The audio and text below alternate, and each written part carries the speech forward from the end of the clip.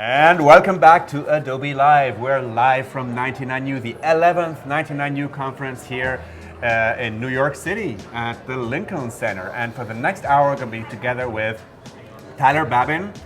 Hey Tyler, how are you? How you doing? I'm doing amazing. This is my first time at 99U and it's been amazing. There's so many things we need to learn from Tyler today because he's one of the new creative residents this year. So I want to talk a little bit about your experience in getting here. Yeah, and, absolutely. Being chosen and everything. So we have a packed day again today for all of you here. Happy Friday to you in the chat. And you can see the schedule right now. So we're going to have a 60-second storytelling with Tyler for the next hour. And then we're going to have Nadine Colozzi with her AR undrawn drawings, which is super cool. So make sure not to miss that. Then we have filtering inspiration with Jasmine Takanikos. And the power and practice of collaboration with Christina Amini, introducing the 2019-2020 Adobe Creative Residents, and Tyler is going to be back again. Yeah, well, it's like we're going to be like a little pre-introduction right now. And then we have live from the stage here at 99U, we have Tune Yard's musical performance, a musical performance on Adobe Live. I think that's the first time, right? Like a musical performance on Adobe Live. Then at 2:30 we have the Photoshop Daily Creative Challenge with Jesus Ramirez. I love these challenges. Are you aware of those challenges? I'm not, but I should be. So they're really, really cool challenges. We have those challenges for XD and also for Photoshop now. So it's really great that you guys in the chat participate to that. And then we have a chat with Aaron Bernstein, the intersection of food, art, and style. Aaron Bernstein is one of the creative residents from last year, and we're going to go over a little bit about his experience as a creative resident and how this all came to be and ended like just a few days ago. Yep. Well, it never really ends, as you will discover. I feel like you're family for life. Then we have Tina Essmaker. We're building a career and a life you love, and this is I think one of the very cool things about Adobe Live is that we give a lot of insight into how to live a creative life, and like talking with creatives, just like Tyler and all of our guests. You guys here in the chat and on Adobe Live really get a sense of how other people work. It's really like looking over the shoulders of creative pros, and you have the ability here to ask questions in the chat. And one last thing and then we have live from the stage again with Ashley Ford, who's a writer, editor, and speaker and host. So we have a packed schedule for you today. I hope you guys stay all day with us. So welcome here in the chat, Anita, Keita, Hugo, Anita. They're chatting among themselves. Okay. What's up, Tim? So, and Tim Mobest, of course, our super moderator from Germany. Yeah. What time is it in Germany? Well, it's not too late. Yeah, it's still bearable. So welcome to Tim, and then Keita. Anyway, I saw a nice chat before about how somebody was really inspired about Adobe Live and how it made their life more creative. So this really makes me happy, and that gives us also the stimulus to go ahead with these Adobe Lives, and so comments like that are always very, very welcome. So, Tyler. Yes. New creative resident. New creative resident. Yeah. As of a few days, as of Wednesday, we were announced. So how did that happen? What was the process? And how did you learn about the creative residency? So luckily, I was friends with a past resident, Sarah Dici, who was also an incredible video creator here in New York City. So I've known this idea of the creative residency was floating around, and I wanted to get involved at some point. I've been working in advertising for the last 4 years, and it felt like it was time to go and run out and try and make my own content for a year. And Adobe seemed like the perfect partner to make that happen. So what's the project you pitched to Adobe? So I will be working on a documentary series for the next year around other creatives and entrepreneurs and influencers, but I want to focus on sort of the quote unquote darker side of social media, the sacrifice that's coming with it, how much work really goes into building this lifestyle, and what it takes, as my hard work forever pays. Shout out my best friend D-Rock made this hoodie. And it takes a lot to really make a career work in this way. And then I'll also be really giving a behind the scenes look as myself as a 25-year-old who lives in New York City, just trying to sort of stumble through this career path. And my ultimate goal is to show the 16, 17-year-old version of myself who's sitting in his room somewhere watching videos on a computer, what it takes to get to this level. All right, and this is something that always comes up here on Adobe Live, is like how much work goes into being creative and like making a living out of it. It's not easy. It has to there's a lot of sweat and tears and blood sometimes. I feel like it's more often than you would think. So Tyler, so you became a creative resident.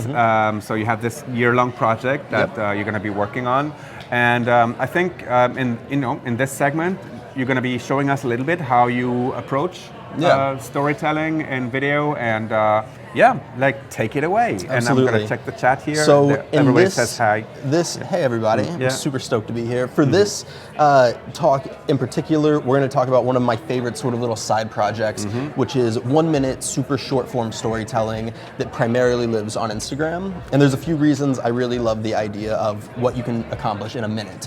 One, it's an incredible challenge. I think so often creatives want to put themselves outside of a box. Sometimes I think having a little bit of a box that you have to work in will actually help dramatically. And then also, social media obviously should be first and foremost in obtaining an audience and everything that I'm sort of doing work in. So I try to live my life as much as I can in these 1 minute little short form segments. Okay. Yeah. So how much do you actually film to get into the 1 minute? So it depends on the story you're going to tell, right? And I always say that first and foremost, when you're doing any video, don't wing it. Don't just run out there and start filming things and hopefully you get it. It should be way more planned. At least have some element of a script that way you can time it out and make sure you're actually working in your 60-second boundary. Do you storyboard it as well? I do. So it's super funny because the video we're going to watch right now is someone had asked me sort of my creative process, right? Okay. You're always getting asked, what's your creative process? What's your creative process? And so I wanted to make a video that sort of put the light on my personal creative process, but more so how I think about my creative process. So a little bit higher level. And so I wrote down the other day a handful of things that I do every time that I'm sort of setting out to make a video. And it was get inspired, make a plan. That's your sketchbook? This is the sketchbook. Well, this is a 99U sketchbook. A 99U in particular. He's on page 1. I wanted to be on brand today. And it was a handful of things. Get inspired, make a plan, make a storyboard, shot list, don't wing it, collab. Sort of all these different things that are running through my mind whenever I set out to make a video or a project. And then I was sitting here thinking about the idea that I wanted to incorporate, and I was like, well, what if I just made this list? What if this was the project? All right. So I took a whole bunch of footage that I've shot over the last year and a half of different travels and little adventures, and I wanted to make kind of a super hype reel edit. Like in the same way that a Nike commercial is supposed to get athletes like ready to go outside and run, I wanted to make a video that got creatives excited to go out and film things and edit and try and make something along those lines. All right. So I guess we can watch it. Yep, and then we'll kind of go back to step one and start building the edit out. Let's do that. All right. So I call it How to Make, and this is what it looks like. Everyone wants to know about creative process, but I figured instead of showing you what I do, I'll show you how I think.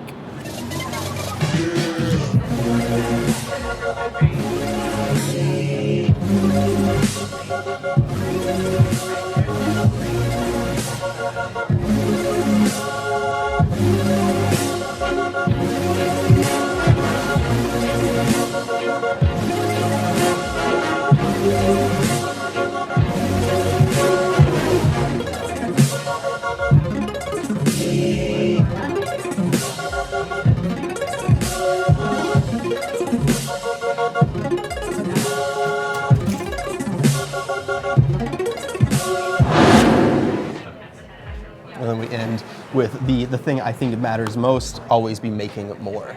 making it more. Making more. So I've seen a whole bunch of different things there. So there's drone footage as well. So there's drone footage, there's vlog footage, there's footage that have been shot of me from my friends on phones. I wanted to sort of take all these things and make this a makeshift vlog in a lot of ways, but still have this how to make structure as the backbone. And I saw some 3D animation as well. There's 3D animation as well. So there's a whole bunch of fun things. The thing I love about this edit and why I was excited to show it is it looks like a very complex edit. There's a whole bunch of things going on, but it's actually pretty simple. There's a few baseline things, and all the animation are actually GIFs that my friends have made that I just import directly into Premiere, can throw them on a blending mode, and they add in this great aspect and more interest into the edit. Yeah. Do you do the drone filming yourself? Or? Yeah. So I've been trying to really expand into the drone world a little bit. It's scary, and I've crashed far too many drones that I want to admit on a live show. But yes, I'm getting to a point now. I have a Mavic Air that lives in my backpack with me all the time, and unfortunately, I live in New York City, so I can't fly it as much as I would love to. But I always try and get it up in the air as much as I can to really diversify the footage. There's like regulations here in the city, I guess, right? They don't want every tourist with a drone. Definitely can't put them up in New York City, and honestly any major city really in America these days. But luckily I spend a lot of time sort of abroad and out in different places, and so I always think, whenever I'm going out to film anything, the thought process, close up, medium shot, wide, and then now it's throw a drone up and get both a pan and sort of a shooting straight up into the air shot. And that, going into the edit, life is just so much easier whenever you start digging into that. All right, so first, I guess let's kind of watch through the edit a little bit slower. We kind of break down some things that are happening, and then I'll just kind of lock in and do a little bit of an edit here. Feel free if Yep, absolutely. All right. So we have sort of a baseline set here. Let's do this. Let's expand on my tracks. Super creative. Oh, Kenny Isidoro. Kenny's in the house. Kenny's a student of mine. Kenny. Oh, really? Let's go. Kenny, how's it going, man? How many years ago was that, Kenny? Yeah. I think we both have gray hair now. Welcome to the chat, Kenny. So I'll show you a little bit of how this edit has changed. Originally, when I first ran through the edit, I started out with this title card of how to make, right? But my problem is, I think whenever you're sort of digging into going through the edit, it's important that you're giving the audience as much context as possible, because a lot is going to happen here. So that's why I actually shifted this, and I'll be honest, I literally was up at 4:30 this morning, had this idea, ran outside in front of my apartment and recorded this intro segment. Everyone wants to know about creative process, but I figured instead of showing you what I do, I'll show you how I think. And that really sets up the story of what you're kind of about to get, right? So it's both my creative process and high level how I'm thinking about it. So once this is sort of set in stone, the audience knows what they're getting into, and then I can start really sort of bringing up the energy and getting them really excited. So this is a whole bunch of weird mix. This is different drone footage I've shot out like further into the city, some travels through Los Angeles and Toronto. This is in the Oculus here in New York City. All kinds of really creative things. Is that the freeway? Is that stock footage, or that footage that you made as well? Which one? The spaghetti freeway. The spaghetti freeway, I believe, is from Storyblock. So there's 2 or 3 stock pieces in here that I felt sort of just like brought it a little bit more together, which I sort of will always go to Storyblocks if I think there's some nice added value there. We can sort of dig into here. Jared says, incredible footage and editing. Will Thank you go you. into Thank you, some Jared. of your color grading technique for shots like that boating footage? Yeah, absolutely. Yeah. So Jared, I'll be honest, this is a really, really simple edit. I have an adjustment layer right here that I'm running the... Kenny cracks me up. He said, no gray hair, just baldness. Haha, it's been 14 years. 14 years. I guess if you just want to get rid of all of it. So Jared, this is a really simple color grade, and I'll dig more into this later, but I'm actually just using one adjustment layer above all of the B-roll footage, which you can see is down here, and I'm utilizing Maddie Hapoiji's LUT package, who is a friend of Peter McKinnon's and a friend of mine. And let's see, we'll go into my color panel. Singularity is the LUT I'm using from his pack, which I highly, highly, highly recommend. On top of the color grading, I also use an 8mm film texture look, which I'll bring in here. And this is just a super random little pattern that plays throughout the video and adds a lot of just character to some of the clips, especially if they're shot on lower resolution cameras or an iPhone or something like that. I love having a little bit of texture to play with to really add in some depth. Yeah, like Tim mentioned, like he always puts us on the right track. Like, don't forget about stock. Yeah. Adobe.com/video. Yeah, there's a lot of video footage there as well.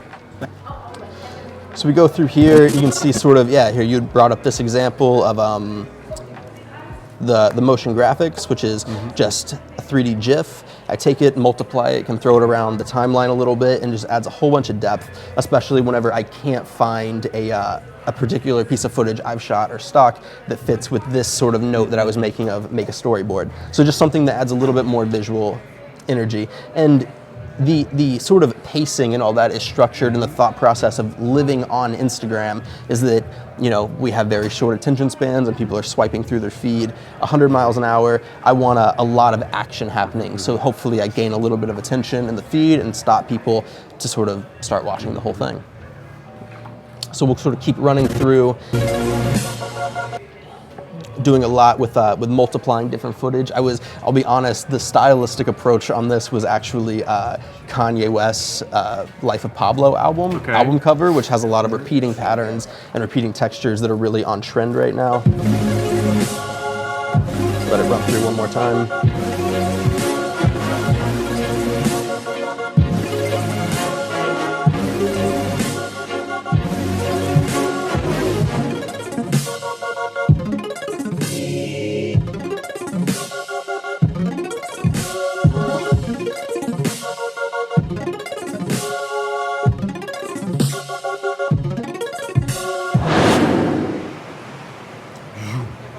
Sound design, always important.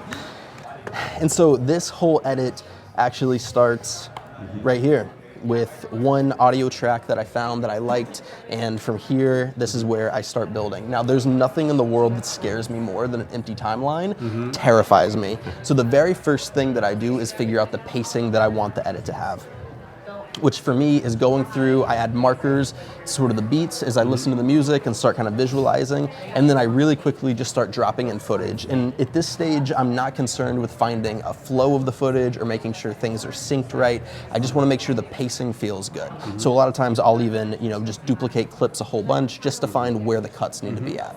Cool. So what we're going to do is, this is sort of a normal starting place for me. I'm going to let the song play through, and I'm just going to press M on my keyboard where I sort of feel the cut. Peter's asking, is that video going on social media? What aspect ratio is that? That's yes, it is. Instagram stories, right? Yes. So it's a portrait of a portrait-size Instagram post. So I'll show you my sequence settings.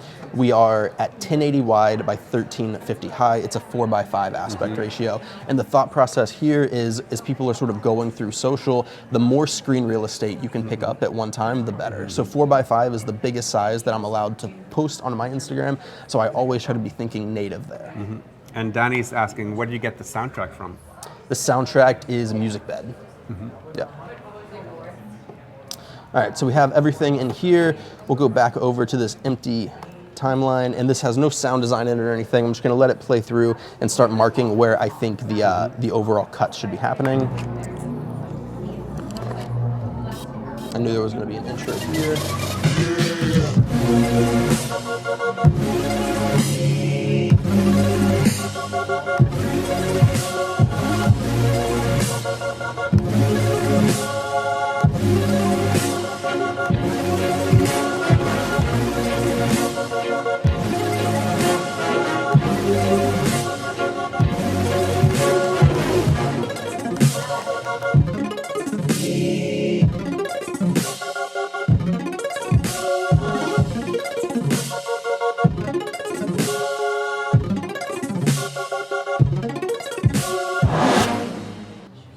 All right, so there we go. Now, this is all over the place. I might sort of go back and forth, but at least at this point, it gives me an idea, all these markers up here of where different sort of hits are happening in the song and where I know I want to start building out the edit from.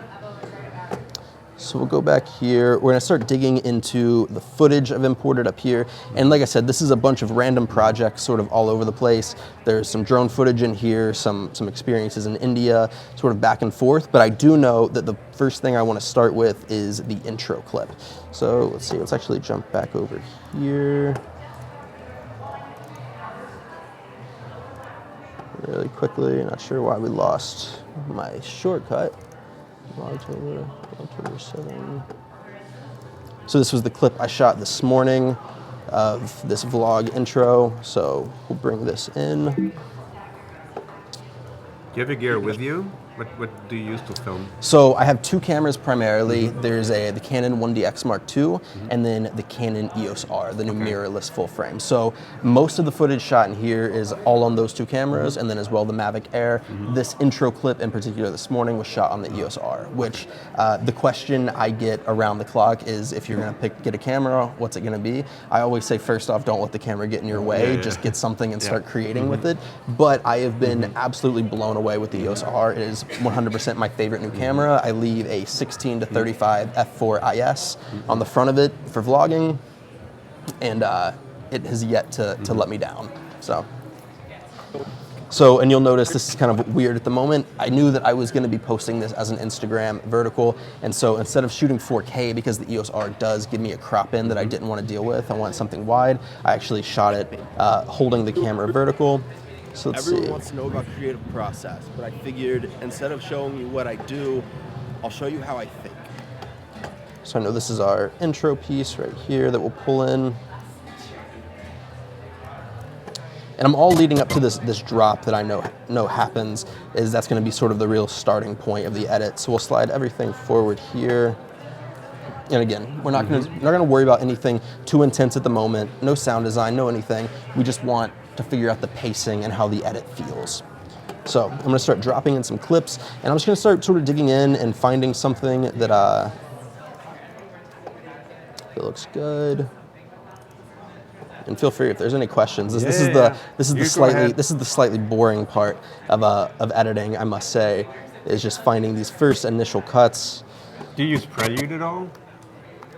I don't. Prelude's not super built into my workflow quite yet, but educate me. What would no, Prelude is for making rough cuts and like quick edit, like going through your footage and you know, tagging it and doing all sorts of things very quickly. You know, before you actually put it into Premiere. Yep.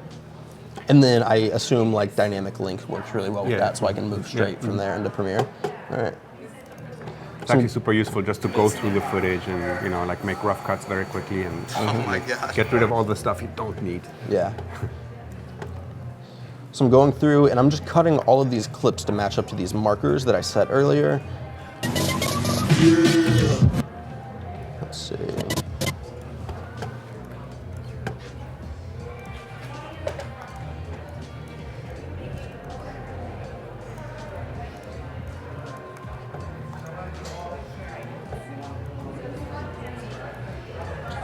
Yep, Prelude is part of your Creative Cloud subscription, and it's, you know, it's for metadata ingesting, logging, and rough cuts. There we go. There's in here.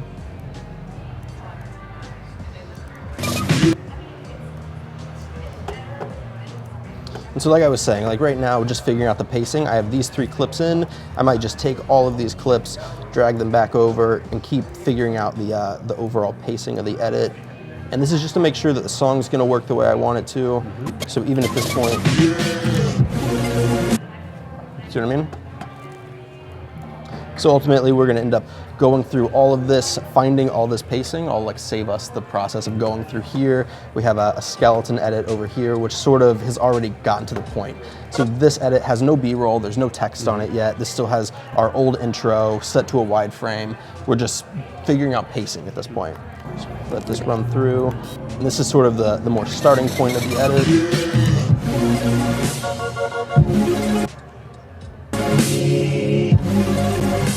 Everything's moved over.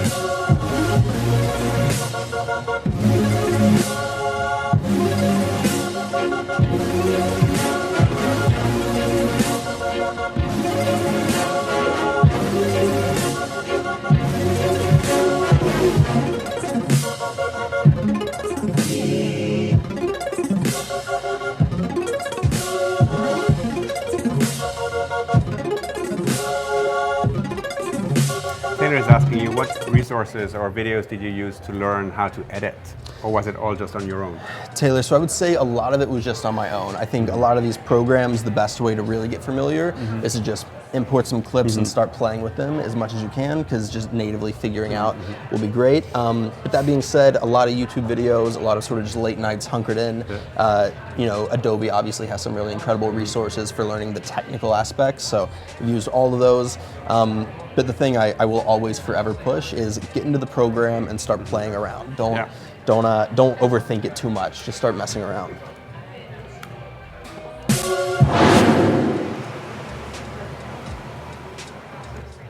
So this feels pretty good. I want to go ahead and get this formatted up for Instagram. So we'll go back up to sequence settings. Switch this to 1350. There was a guest on Adobe Live from the very beginning, Maria Grönlund. Yep. And she set out to learn a feature in the app every day.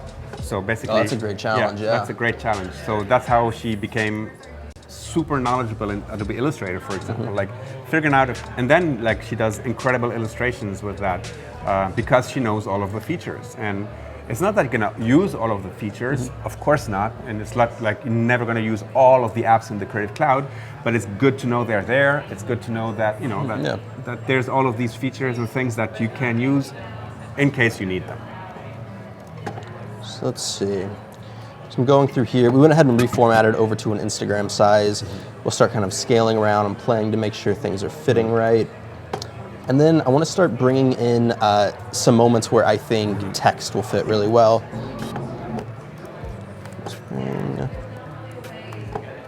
The conversation going on there. What does this music? It sounds like Apple. It sounds like Audi. It sounds like... It's good, right? It's a great track. I'm obsessed with it.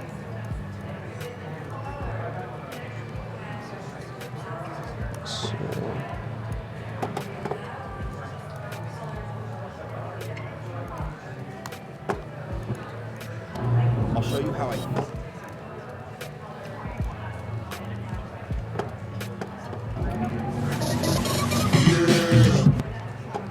so I switched up my settings from the other one, so we're gonna have to re-nest this clip so that we can add a warp stabilizer to it. We'll do that in a bit. Same with this.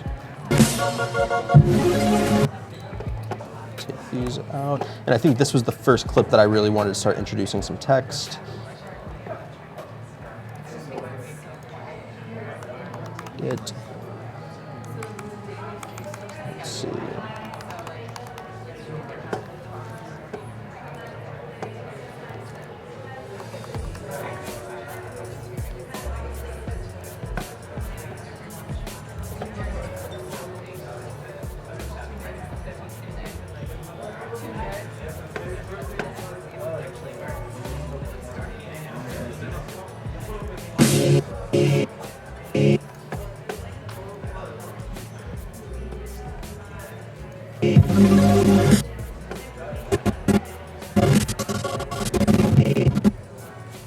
So I really like this sort of set of clip. This gives a good idea of once we get to a place where we're starting to figure out more of like the storytelling aspect.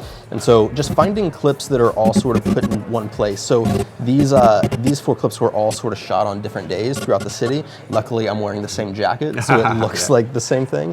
But so we started this shot of me looking. Do you think about these things? Like, so it's funny, if I'm shooting a vlog, I'm never gonna change for a week. I will sometimes, I've definitely put on the same outfit 2 days to go get a pickup shot or something like that. But then again, I live in New York, so mostly it's a black hoodie and black jeans most days of the year.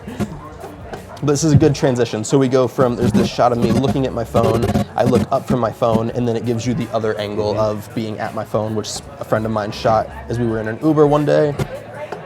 We go up to my face, so we're sort of bouncing back and forth between this phone dynamic. So it just gives kind of a little bit more of a story that we're kind of like building out, right?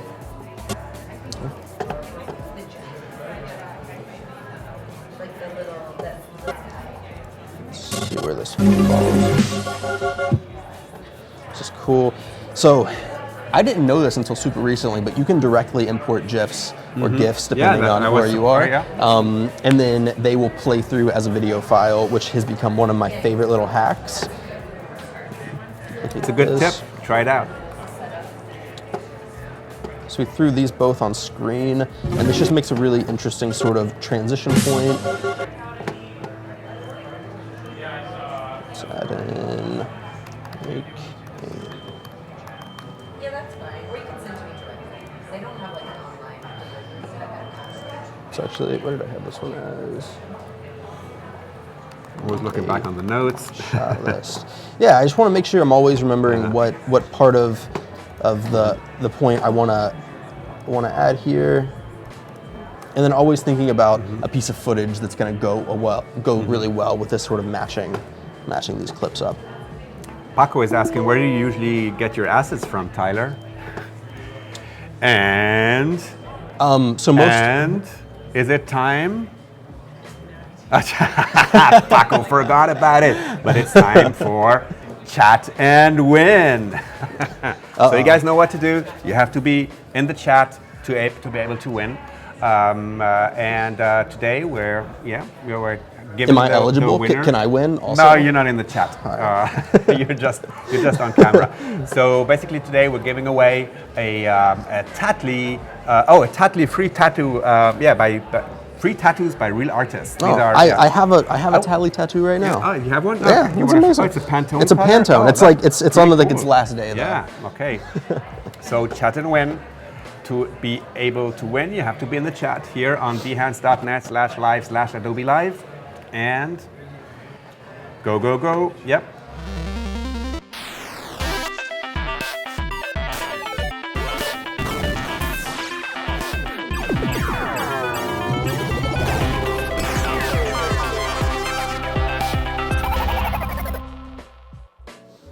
All right. Whew. Great action in the chat. And very soon we will have the winner. Drum roll. Yeah, drum roll. Pick me. I love tattoo. They're so cool. Yeah. Amazing. You're amazing, Tyler Babin. Love it. Thank you. Yeah. Show. Good luck. Yep. And let's just wait for the winner. And the winner is F. Smitic. So congratulations, F. Smitic. You've just won yourself a set of Tattly tattoos, non-permanent tattoos, and pretty cool tattoos. Very cool tattoos. Pantone one. Pantone's cool, right? Are you thinking about maybe getting it? I might. After he put it on, I was like, I could see this being on forever. This being there. All right. Awesome. So congratulations. It's always good to be in the chat. All right. Always good. Tyler. Picking up Paco's question on assets. Yep. So I sort of spend far too many hours of my life scouring the internet for different elements that I can incorporate into my footage. There's a lot of motion graphics artists that release really great sort of packages and presets that I will always sort of take. I'll play with them, try and flip them around, make them my own as much as I can and incorporate those. I'm using some really, really cool assets right now that Peter McKinnon just released, his first sort of motion pack with different call-out elements that are incredible. But it's just spending time researching. I think Pinterest is a really great resource for all creatives, really. Yeah, absolutely. Because it's sort of, everything's I think a gateway to the information you're trying to find. So I utilize Pinterest a whole bunch for finding different graphic elements, and at least that sort of inspires me that if I can't find exactly what I need, maybe there's one little piece of it, I can go and I can make my own asset that I can sort of build out of. Like that, it's so important to have like a library of like fallback stuff, like you know, like, and the same thing goes for graphic design, of course. Like the more you have on the side, like ready to go, it will help you the day you either lack the footage or lack the inspiration or lack something, and it's there. You know, that would be something I would say is making sure you're not only having that folder of different assets, but review them on a regular basis. Because even if you've used one, maybe you haven't reached its full potential yet. You can constantly be adapting and coming up with way more different creative ideas. Great. So let's see, where were we? Back into this skeleton. We're kind of still just running through. F. Smitic is happy. Thank you. F. Smitic, let's go. I'm curious if F. Smitty has actually any tattoos at the moment. Hey Mel Wolverson in the house. Long time Adobe Live chat. Hey. Yeah, people are like, there's a lot of things happening behind the camera, like people walking and saying hi.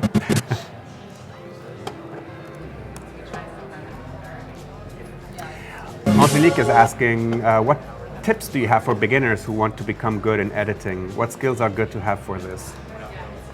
So it's a question I get all the time, and I really wish there was a good shortcut, but there's no magic button. Editing is unbelievably time consuming. I think this full edit, even though it's 60 seconds, was probably somewhere around 4 to 6 hours, me poking around and sort of just digging and trying to find the right flow and taking time to sort of step away from it.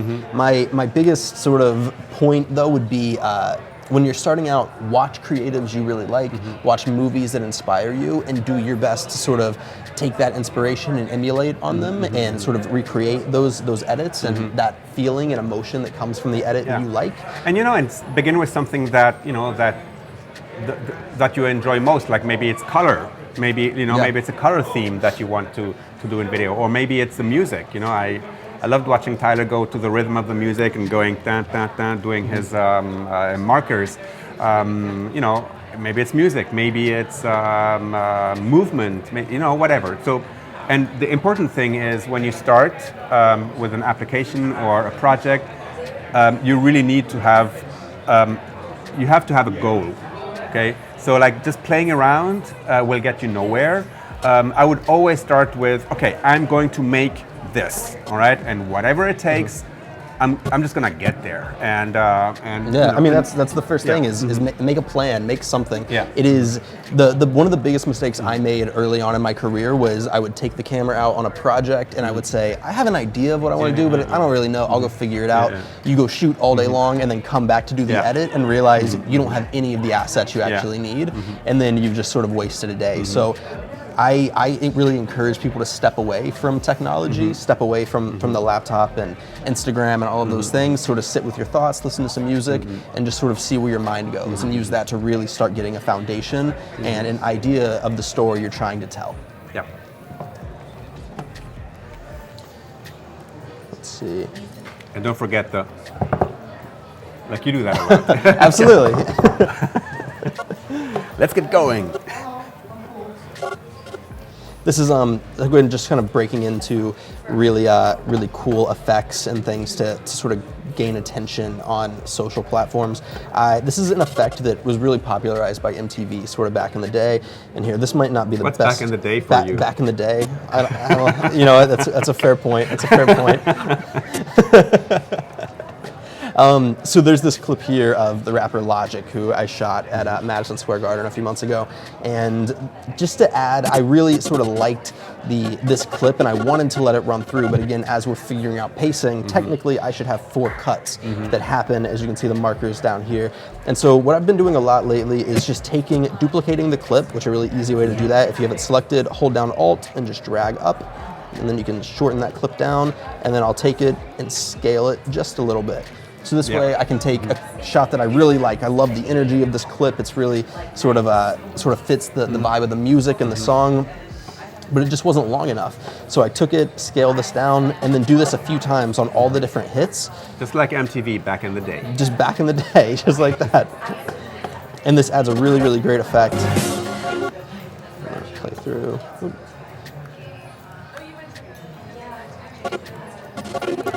Well, that's definitely right, Paco. It's more, the more practice, the more you will find your style. 100%. Yeah.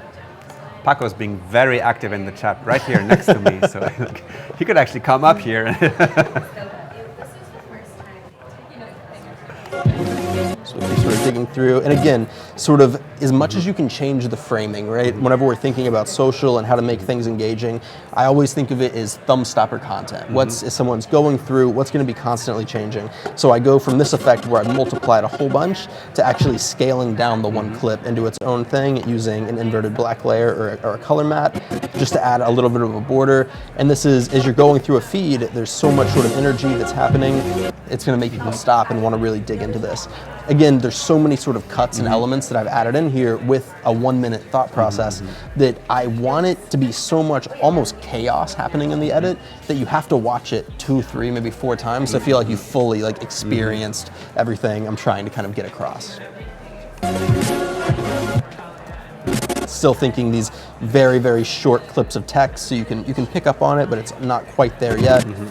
Right, so this is great. Appreciate it, Ryan.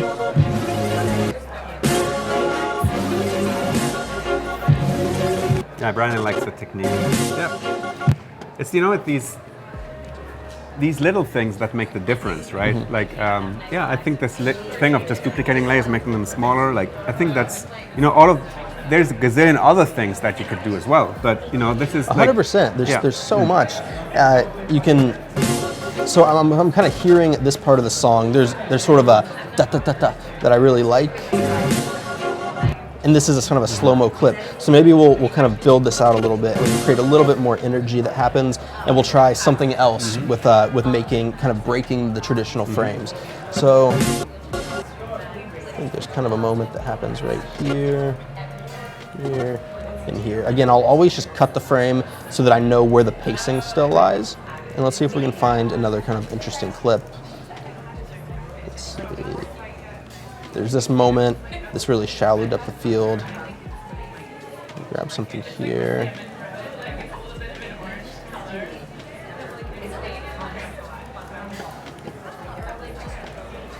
Katie is asking you, what's the longest time you've spent editing a project? So if we're talking 1 minute storytelling, I try to only limit those. I don't want to spend more than like 4 hours on a 1 minute video, right? But that being said, I do have some experience editing like short form documentaries in the 10-15 minute range, which can take a week or two if you're really sort of going through the process of, a skeleton edit and then working with a color house to make sure the colors are on point, a sound designer. There's so many elements. Yeah. I try to do as much of it as I can, but super important to collaborate. And I see you have 2 hard disks up here. Yes. So is one for the cache and one for the Traditionally, yes. This happens to just be a moment where one was full and I'm just pulling footage off of both of them. Okay. But normally, as I'm working at home, I work off the SSD and leave the cache for the hard disk. Okay, yeah, that's a good tip as well. Like have the cache somewhere else. It doesn't clog up having to wait for those. Yeah, that's whenever you're talking about the amount of time spent editing, that can add up really quickly.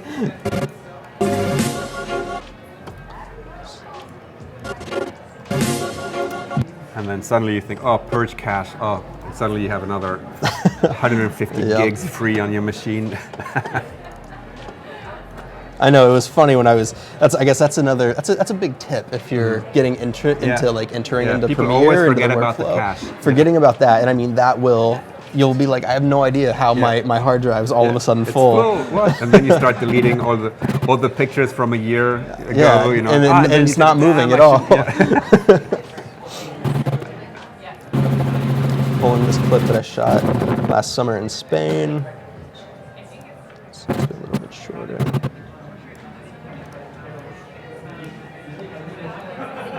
And so what I'm going to do on this one is I'm building a sort of a frame that'll have 3 different video layers all playing at one time. Again, just sort of adding to that kind of continuous chaos in some ways. Let's see.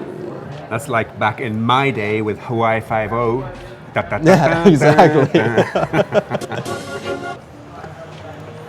All the pictures. Let's see, up here.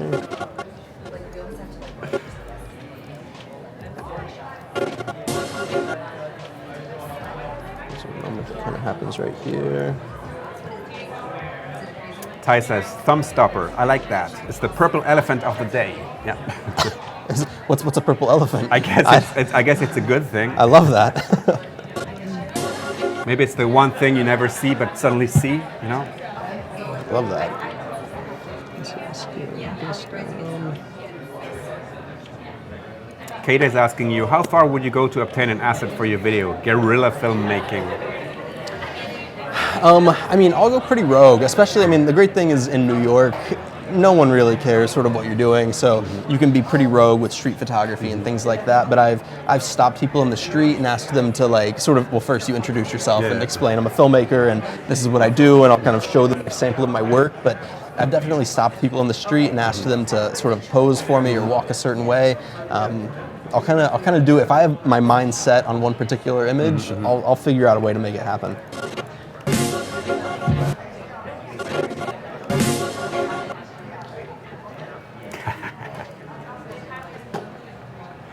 Now they're talking about Hawaii 5.0. But the old one. The old one. Not the new one, okay? Yeah, the theme is such a good theme. So recognizable.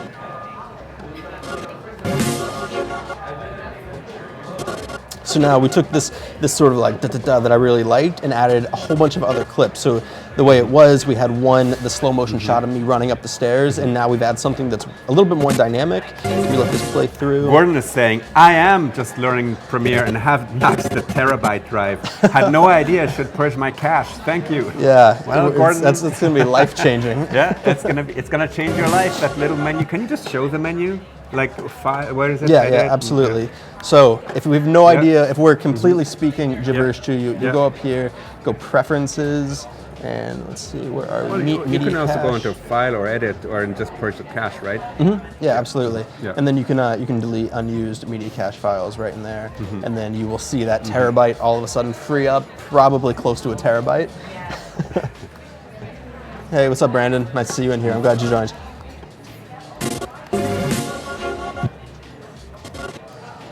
So again, this cool little, we added some extra, oops, we were in the source window there.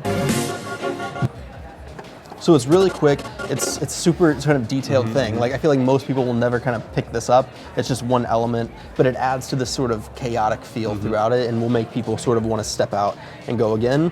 And then matching as much clips to sort of the text to really still continue to build out this story. So get out and explore, which I think is, if you're in a creative rut, there's nothing better than going outside and walking around. It doesn't have to be in a helicopter in Spain. Taylor's asking you, who are your top creators you take inspiration from? Top creators. So I would say from a storytelling perspective, I think, and again, this dates me, but Casey Neistat is, I think, the sort of pinnacle of what it means to be sort of a modern day storyteller in the YouTube space. I really, really look up to people like Sam Kolder, who is an unbelievable, he's really taken YouTube filmmaking and made it just look so beautiful and so cinematic. But I honestly, I love digging through YouTube and finding kids that are, not blowing up or anything, but just sort of taking inspiration from different creative things they're doing. Yes, of course, Tim is saying, but keep in mind that deleting that a delay also occurs after you delete the cache files and then open the current project, because of course they need to be rebuilt. They have to be rebuilt. Yeah. So that's, Premiere does luckily have the effect where you can just select it to delete unused. So whatever active projects will sort of stay, and we won't lose too much time rebuilding those previews.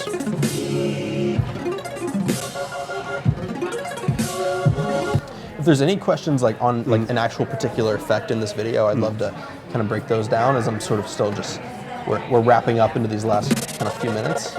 That's why I always keep the cache on an external disk, so I never have to worry about it.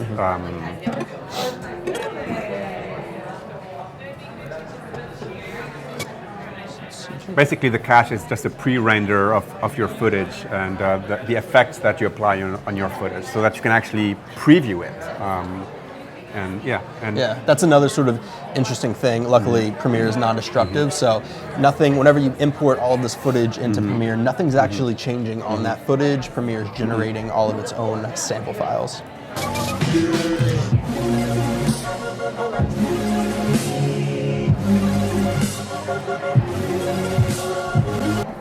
It's kind of another sort of beat here I want to build out.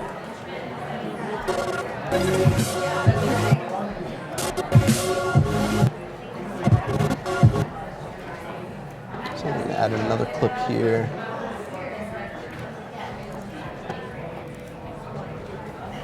So we got this clip of me doing this little like spin kick. You did that? That's me, yeah. I don't believe you. I want to see you do that. Do we have No. enough space?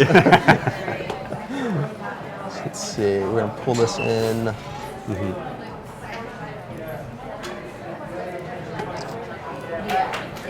And I'm going to reverse this clip just to add something that's a little bit, sort of, a little bit of a variation. Let's see how this feels now.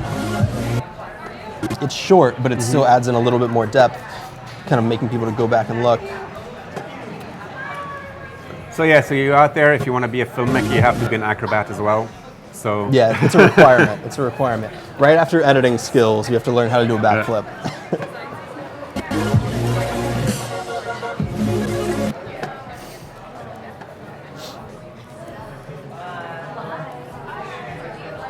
And Richard is asking, do you have any tips on color grading for effective storytelling? I think obviously, I mean, it's actually funny. It's a good question because color grading really impacts the entire story. If you want to go really warm with it versus really cold, can you know, it's a completely different emotion that the viewer is going to experience. So on this edit in particular, it's a little bit bluish green that I went with.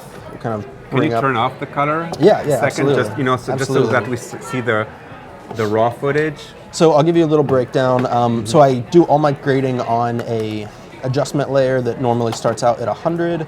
Let's see, we'll bring in color. I always go over here, load in whatever LUT I'm using. So I'm using the CineLUT by Maddie. Singularity is currently the one I'm obsessed with. We bring that in. And you can also load it into the creative panel and adjust the intensity here. For me personally, I bring in the adjustment layer and then I'll usually drop the opacity by about 50% as a starting point. And then you can go back, make sure you're still selected on this adjustment layer. And here, let's scale up so you guys can see my changes. Tyler, can you believe it's almost over? This Our flew by. segment? Yeah, it flew by. And I think we should look at the full video again Absolutely, let's do it. before we say bye-bye to the chat. But just finishing up here quickly, we have the adjustment layer, we've loaded in our LUT, and then I really take advantage if, you know, this is almost kind of a Lightroom experience and you can do some really minor adjustments here. But yeah, this will give you a good idea of the overall vibe of how different that one adjustment layer does. And traditionally, again, this is 1 minute storytelling, so I don't want to go over the top with color grading each individual clip. And you can but use those same LUTs in Photoshop as well. Yeah, which is actually a big which is thing I'm super doing, cool. Yeah, doing so these days. You Loading can have everything still directly in thumb there. stoppers that look the same as your video thumb stoppers. Exactly. So one more time, we'll run through start to finish in here, and this is how to make. Everyone wants to know about creative process, but I figured instead of showing you what I do, I'll show you how I think.